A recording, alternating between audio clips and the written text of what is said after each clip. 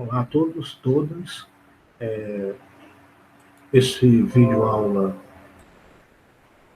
que complementa o primeiro que nós tratamos com relação ao pensamento de Weber, onde a discussão preliminar abordou principalmente a questão metodológica, a abordagem metodológica de Weber, principalmente focando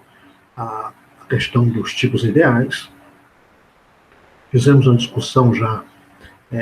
onde também se abordou o conceito de ação social, conceito de relações sociais, e nesse vídeo aula 2 nós vamos tratar dos tipos puros de ações sociais, em que Weber utiliza, aí como relembrando o vídeo anterior, em que Weber trabalha com a ideia de que a partir desses conceitos, dessas abstrações, nós podemos fazer aquilo que é pertinente à ciência, pertinente à ciência moderna, que é a classificação.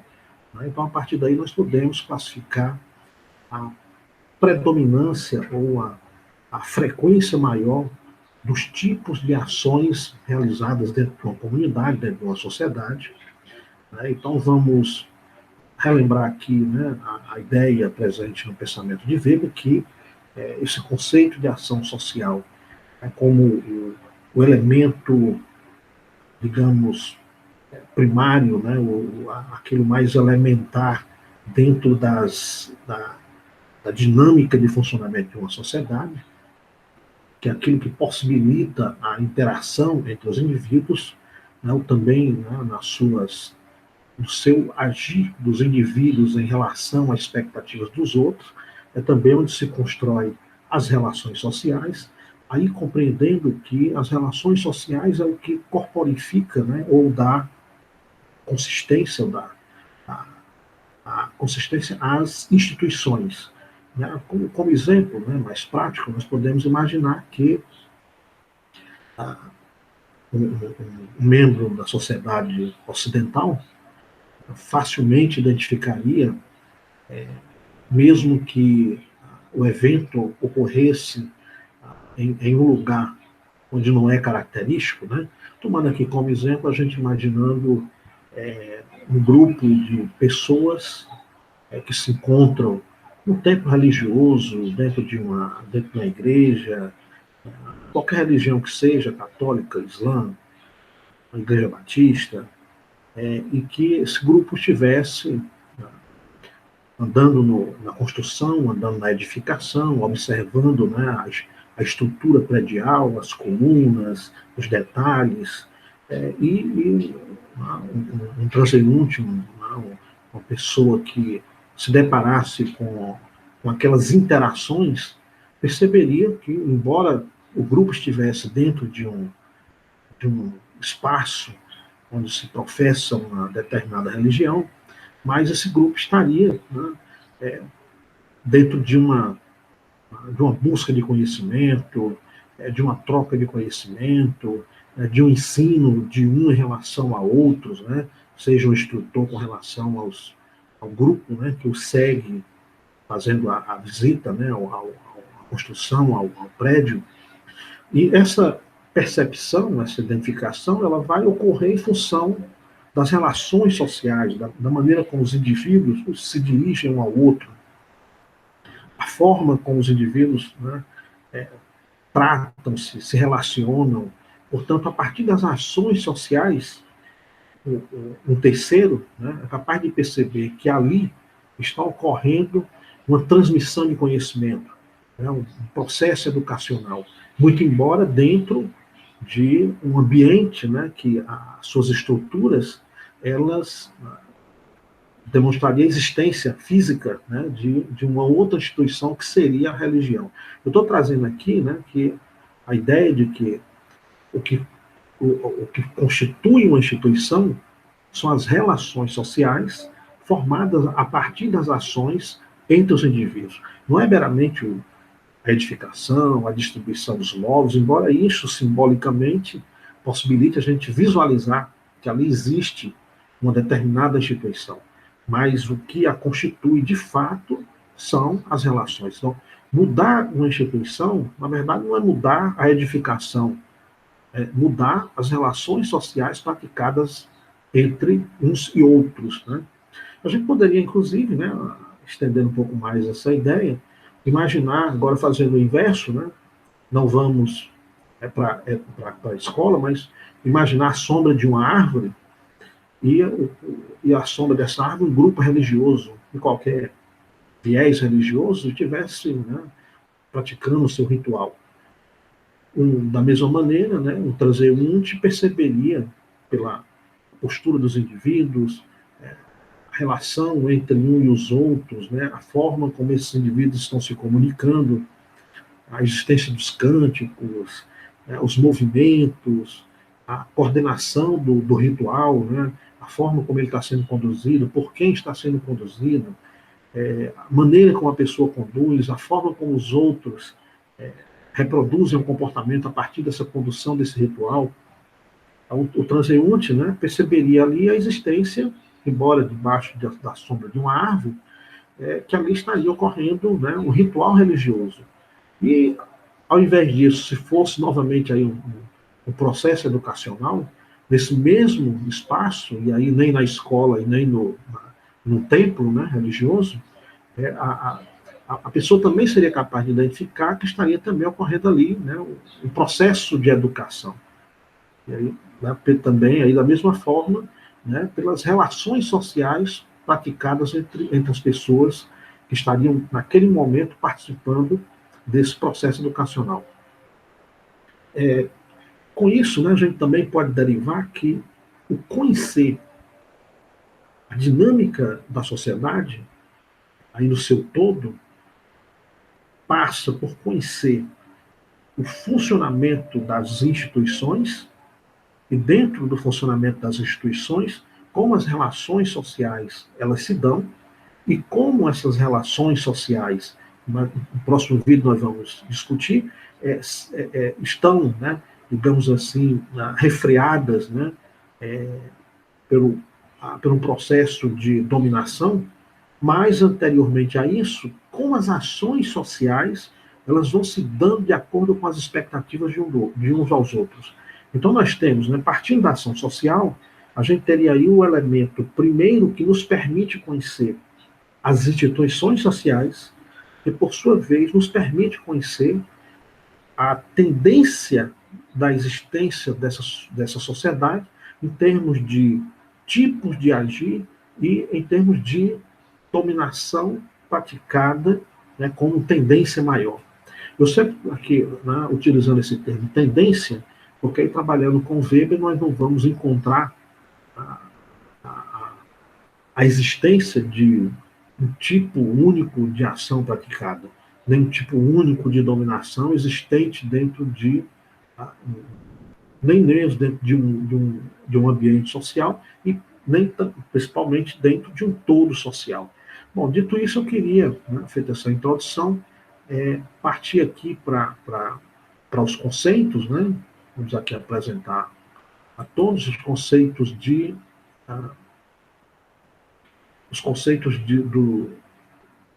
tipo puro de ação social, onde, né, são na proposta, né, na perspectiva e na abordagem weberiana, na teoria de Max Weber, nós temos a ação social referente,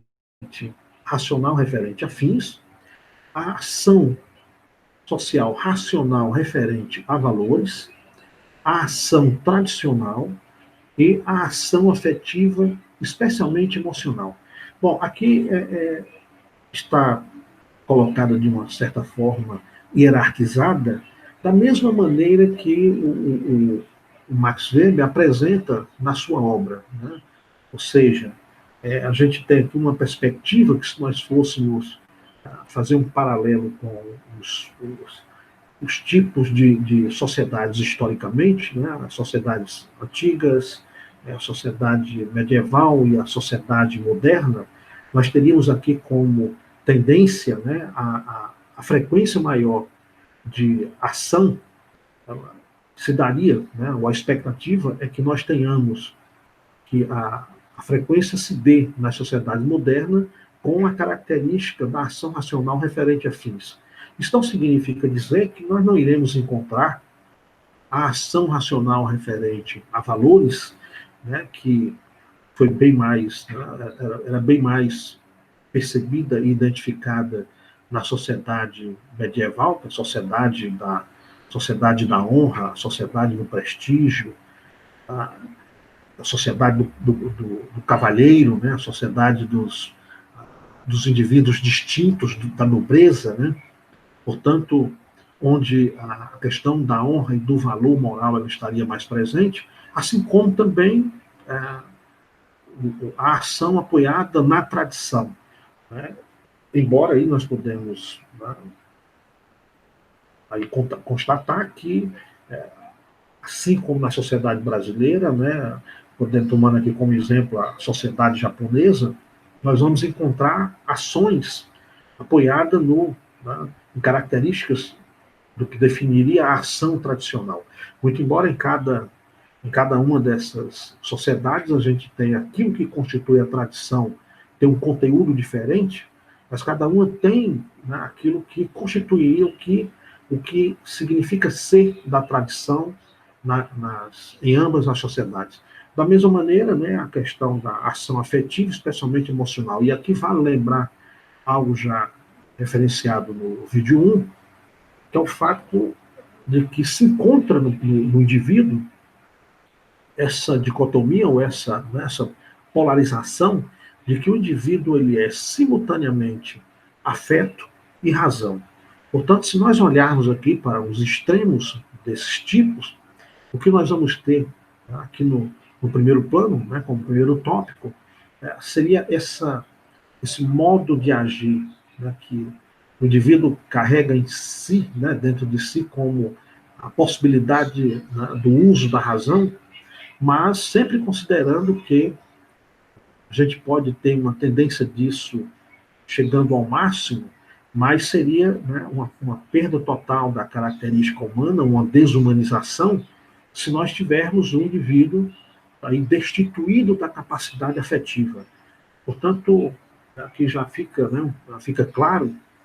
que as fronteiras entre esses conceitos são muito tênues, né? Então, estou trazendo aqui os seus extremos, onde fica mais fácil a percepção, né, do que seria um tipo de agir afetivo e um tipo de agir com razão, mas quando a gente, né, traz para esses conceitos, né, como referente a fins e concernente a valores, a gente vai perceber que, às vezes, é difícil desentrelaçar ou criar aí uma linha limítrofe, onde o que seria totalmente um agir com relação a valores ou um agir com relação a fins. E nós vamos encontrar, né, situações práticas onde esta ação, uma ação cometida por um indivíduo, ela pode, né, e pode inclusive estar, né, pautada aqui nos 4 tipos de ação. Agora, a reflexão sociológica, né, na sociologia do conhecimento weberiano, nos possibilita, através de uma reflexão, observando o nexo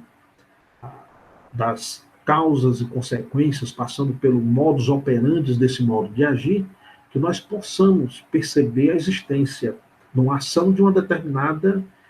característica, né, de um dos conceitos aqui apresentados. A ideia aqui presente, né, como toda a teoria weberiana, é que esses conceitos sirvam de parâmetro para que nós possamos nos debruçar sobre a realidade e encontrar dentro dessa realidade uma aproximação maior com um ou outro, né, desses tipos de modo de agir, o que nos possibilita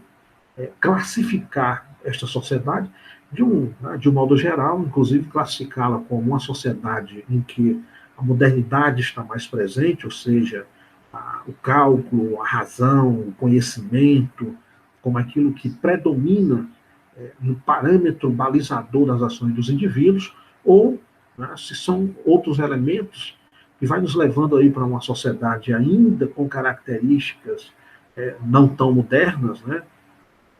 Ou ainda mais, né, uma sociedade ainda até com traços de uma sociedade guerreira. Mas isso, né, é bom a gente atentar,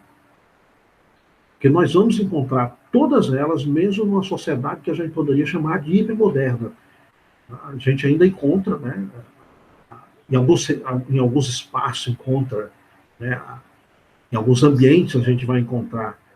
seja, como na religião, óbvio que a gente vai encontrar os modos de agir dos indivíduos muito mais pautados na tradição e na ação racional referente a valores, né? Mas isso não afasta, né, a afetividade como também algo que pode estar movendo os indivíduos, bem como, né, a ação racional referente a fins. Bom, entrando agora, né, no cerne de cada um desses conceitos, começando aqui por aquele que seria o mais característico dos tempos modernos, a ação racional referente a fins, ela é definida, né, por Weber como um agir por expectativa quanto ao comportamento de objetos do mundo exterior e de outras pessoas, utilizando essas expectativas como condição ou meio para alcançar fins próprios. De imediato, nós temos aqui que, nesse modo de agir, há uma valorização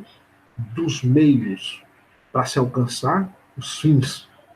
Ao contrário do que nós temos conhecido na cultura brasileira como o jeitinho, né? Que seria, na verdade, um certo drible para conseguir chegar o mais rápido possível ao fim almejado, portanto, aí não valorizando, né, os meios e as condições para se alcançar o objetivo a que o indivíduo se propõe. Bom, a gente pode pensar aqui, né, para deixar um pouco mais claro, que as ações técnicas, né, eu diria aquelas ações das áreas científicas, elas são eminentemente ações racionais com referência a fins. Isso não significa dizer que não há, por exemplo, aí questão como valor, que é valor estético, né? Se a gente pensar um engenheiro que se propõe a construir uma ponte, né, é óbvio que ao realizar essa tarefa, né, a sua preocupação primeira enquanto ação técnica vai ser verificar a que se destina, né, a construção dessa ponte, se pessoas, se transportes, se transporte de cargas, né, se transporte ferroviário, porque tudo isso, né, implica na definição que se vai ter, né, para o cálculo de estrutura, o cálculo de fundação, o cálculo da dosagem de massa utilizada e da quantidade de ferro, de cimento, de areia, de pedra, né, que são utilizados para a construção da ponte. Né? Bom, mas isso não implica dizer que há uma possibilidade, né, e a gente sempre percebe isso, de que aqui e ali, né, e aí eu não estou querendo trazer aí uma ideia proposta por um arquiteto, ou mesmo por um gestor que está com interesse na edificação dessa obra, né, mas eu colocaria aqui o próprio engenheiro, que, né, com, né, os seus valores estéticos, muitas vezes da época e do momento presente em que ele se encontra, influencia o seu modo de agir. Né? Basta a gente fazer aí uma comparação na estética, né, dessas obras de pontes construídas, né, quando você separa séculos. Né, as pontes realizadas no século XIX, as pontes realizadas no século XX, né, há a mesma coisa que a gente observa, por exemplo, nas edificações, nos prédios, né, onde o uso mais intensivo de madeira, ou mais intensivo de vidro, ou mais intensivo de aço, aí eu digo como meramente não só na estrutura, mas até como uma questão estética, como em determinadas épocas nós vamos percebendo, né, que há uma reprodução, portanto, uma influência, né, de valores, né, aí no sentido do valor estético, sobre o técnico que está realizando uma obra e se levado, digamos, completamente pela questão dos fins a ser alcançado, isso não o atingiria. Mas o que se percebe na prática é que, embora o objetivo principal seja a produção de uma obra em que ela atinja o seu fim, né, que seja levar que haja o deslocamento de uma ponta a outra, e seja de pessoas, ou seja de automóveis, ou seja de veículos pesados, mas a estética ali ela aparece. Né? É, se a gente pensa, né, aqui vamos caminhar aqui um pouco para os outros, para depois a gente tentar ver exemplos onde, né, as duas ou três formas de agir, os três conceitos podem se apresentar numa única ação. Né? E aí já compreendendo que nós não iremos encontrar um indivíduo que vai estar pautando as suas ações exclusivamente por um desses tipos. Vai, circunstâncias, né, ou situações diferentes pode levar o indivíduo a agir de maneira mais racional, ou de maneira valores, ou tradicional, ou afetiva. Bom, quando a gente vem aqui para o conceito de ação racional referente a valores, nós identificamos aqui como o sentido desse conceito de que é uma ação pela crença, consciente no valor, é importante a gente atentar para isso, consciente no valor, ético, estético, religioso, ou qualquer que seja a sua interpretação, absoluto e inerente a determinado comportamento como tal, independente do resultado. Fica muito claro quando a gente pensa, por exemplo, nas ações religiosas, em que o indivíduo, né, pautado no valor religioso, em que ele tem uma crença de que aquilo é uma verdade absoluta, ele comete uma determinada ação em que muitas vezes pode trazer prejuízos para o próprio indivíduo. Eu coloco prejuízos, inclusive, concernente à questão da própria vida. Né? Quando esse indivíduo se põe em risco, aí quando a gente pensa nas questões extremas, né? O indivíduo que mola, né? que dá a sua vida para a defesa da sua religião, né? E aí, independente desse resultado, quer a sua vida esteja correndo risco ou não esteja correndo risco, né? Que é algo que impulsiona o indivíduo, que normalmente quem não está tão, digamos, influenciado por esse valor, faz normalmente uma avaliação que isso não seria uma ação racional, mas sim uma ação irracional. Né? Quer dizer, o passar fome, né, no sentido de buscar uma certa purificação, de causar dor ao corpo, né, se machucando, né, como forma também de se purificar, de se livrar de pecados, passar horas e horas ajoelhados, muitas vezes em cima de grãos, né, ou outros objetos, infligindo dor a si próprio, né? Portanto, a gente tem aí ações que, vista, né, de fora, né, pode parecer como uma ação irracional, mas na verdade a gente, aqui pensando, né, novamente voltando para o que já foi discutido anteriormente, de que o racional aqui no Weber ele vai aparecer de duas formas, né? Essas ações, essas duas primeiras, elas são racionais porque nos permite, através dos nexos entre causa, efeito e o desenvolvimento da ação para chegar ao seu fim, nós localizamos as causas impulsionadoras. Portanto, as causas determinam esse modo de agir, eles são interpretados, eles são possíveis de ser identificados. Daí nós estaríamos dentro de ações que são racionais. Quando nós avançamos aqui para a ação tradicional, que de uma forma bem sucinta, né, tá dito como aquela ação por costumes arraigados, e aqui entendido esses arraigados que nos remete para algo em que, de geração para geração, ele já vem sendo feito, reproduzido, de tal maneira que isso é feito sem um questionamento. Né? Por que se faz? Muito embora, né, quando a gente pensa, muitas vezes a gente lembra muito das ações religiosas, né, ou das questões éticas, que é uma fronteira, né, dificílima da gente separar. E aí nós temos que entender que muito do que se age como relação referente a valor, ela cai na tradição. É como a gente pensar, por exemplo, no caso religioso, né, a ação de introduzir indivíduos numa religião a partir do batizado. Né? São poucos aqueles que cometem essa ação no sentido de estar agindo com referência a valor, no sentido de compreender o sentido da ação, a importância, né, o comprometimento existente naquela ação a partir do olhar religioso. Quer dizer, muitas vezes o que se faz é uma reprodução daquilo que a família faz, né, que os pais fizeram, os avós fizeram, e aí se reproduz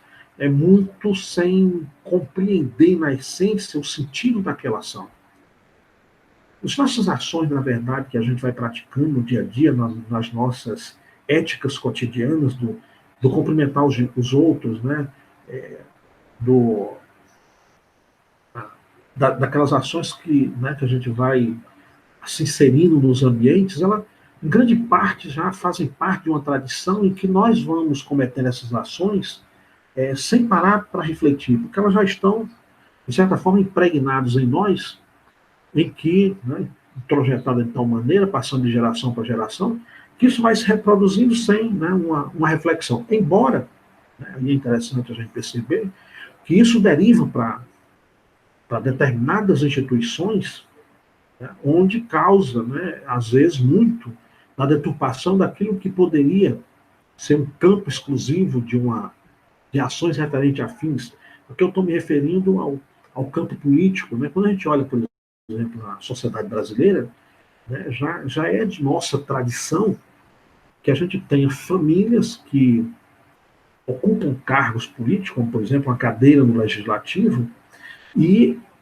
essa transmissão de cargo como se fosse uma posse, né, da própria família, ela vai sendo feita de geração para geração. Né, onde a gente teve o avô que exerceu mandato legislativo, vários mandatos, depois seguiu o pai, e agora já está no neto, né? Às vezes o avô já nem é mais vivo, né? E às vezes até a geração, né, que já está aí no tataravô, que já ligou para o bisneto, né? Então a gente tem essa prática, né, como algo que já faz parte de uma tradição da política brasileira, que é a apropriação daquele espaço público como se fosse algo privado pertencente a essa unidade familiar. Bom, quando nós vamos aqui para o conceito de ação afetiva, especialmente emocional, aqui nós temos que, né, entender que digamos, na radicalização, né, muitas vezes realizada pelo Weber, esse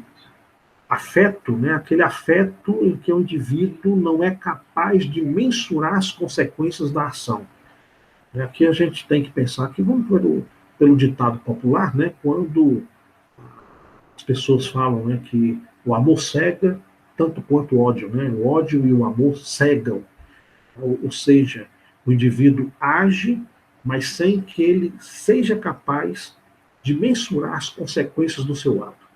Né? Se a gente compara a ação afetiva com a ação racional referente a fins, nessa perspectiva, né, é óbvio que a racional referente a fins, como é aquela ação que está baseada no cálculo, né, onde o indivíduo mensura os meios que estão disponíveis para que ele possa usar até alcançar um fim determinado, a probabilidade de que esse fim seja alcançado com sucesso, ela é bem superior, né? É algo dado, pode ser que não seja 100%, mas a probabilidade de chegar próximo a isso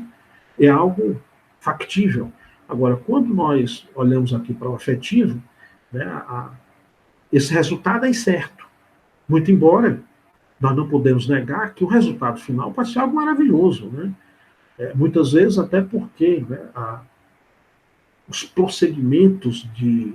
uma determinada área de conhecimento, elas já podem estar, digamos, já não consegui dar mais respostas se a realidade passou por uma transformação e por uma mudança. E a experiência para trás, né, toda a, os, os, as práticas antes exercidas que consolidaram um determinado procedimento para alcançar um determinado fim, ela já não alcance, e muitas vezes é necessário, né, uma inventividade, uma criatividade, né? Portanto, algo que escapa ao fins e que pode, né,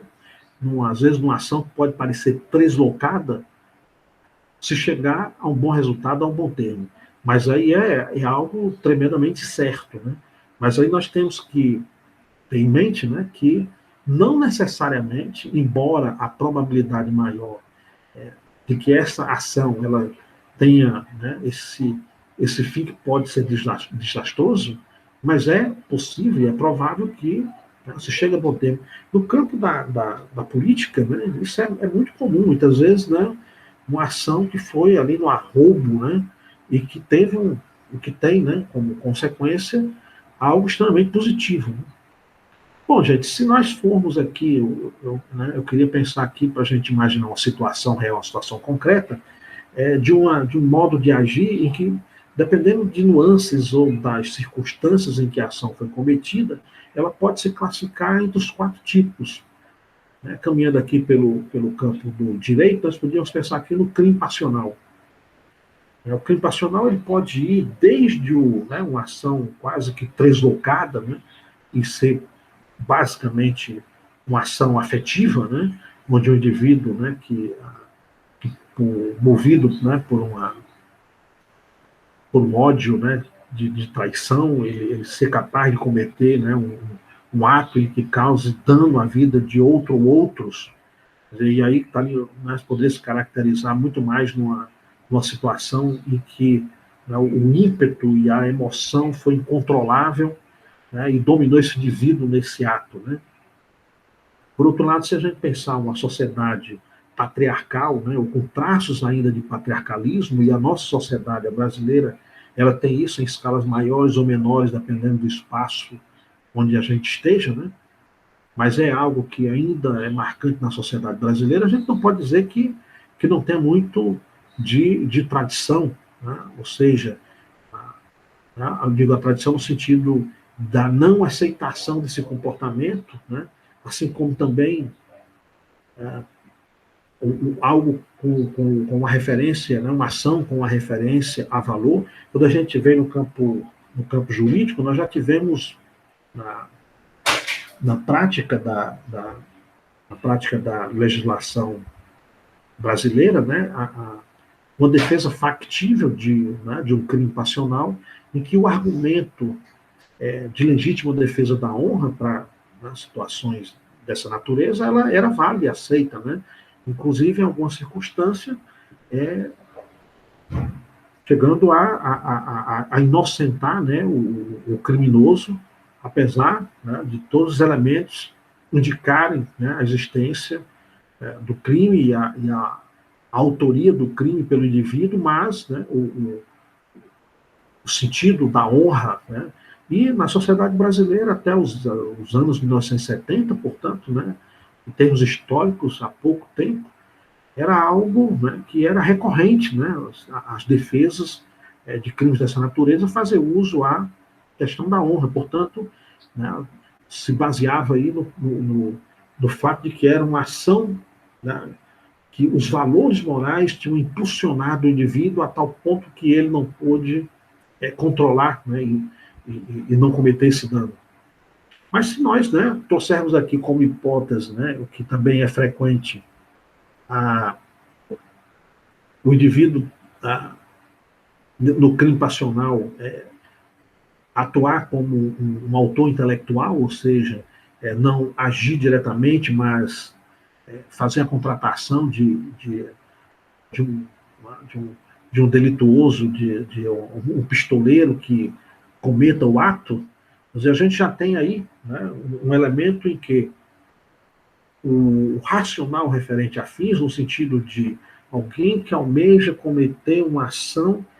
e o seu objetivo é cometer aquele ato, aquele crime, sem que ele seja identificado como o autor do crime, e então ele procura quais os meios adequados para chegar a essa situação e realiza aí um contrato, né, em que ele firma com outra pessoa uma relação em que esse indivíduo comete o ato e em troca recebe aí um valor determinado. Há uma caracterização, né, explícita, né, e muito clara de que estaríamos aí diante de uma ação racional referente a fins. Né? Portanto, dentro de uma mesma ação, que nesse exemplo a gente pode perceber que os 4 conceitos estariam presentes. A questão é refletir sobre os elementos constituintes dessa ação que nos levaria, né, a mostrar uma preponderância para um determinado tipo ou outro, sem que, com isto, os demais estivessem afastados. Né? E alguns a gente pode perceber uma fronteira muito tênue, né, quase imperceptível, que a gente possa separar. Bom, gente, essa foi, né, assim, grosso modo, uma explicitação, né, dos conceitos ou dos tipos puros de ação social da teoria weberiana, que vai nos auxiliar em muito a compreensão do conceito de dominação, né, que será o próximo vídeo que nós iremos apresentar a vocês, né, e aí nós iremos precisar desses conceitos para relacionar com a dominação, né, que nós iremos observar, né, aí já fazendo uma referência aos tipos puros de dominação,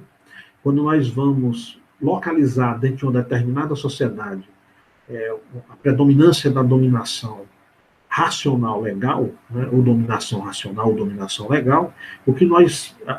vamos concluir é que há, né, dentro da sociedade onde a dominação racional legal é preponderante, que a frequência nas relações entre os indivíduos do tipo de agir racional referente a fins, ela é mais percebida. Ou seja, é mais frequente aí no sentido estatístico, né? E que a gente vai localizar ela com muito mais frequência. Ou seja, né, seria, usando o termo estatístico, seria a ação modal, né? Aquela com o maior número de casos. Quando nós estamos, né, falando da dominação tradicional, o que nós vamos perceber que, né, a gente vai ter a frequência maior da ação racional referente a valores e a ação tradicional, né, na base da sociedade que tem essa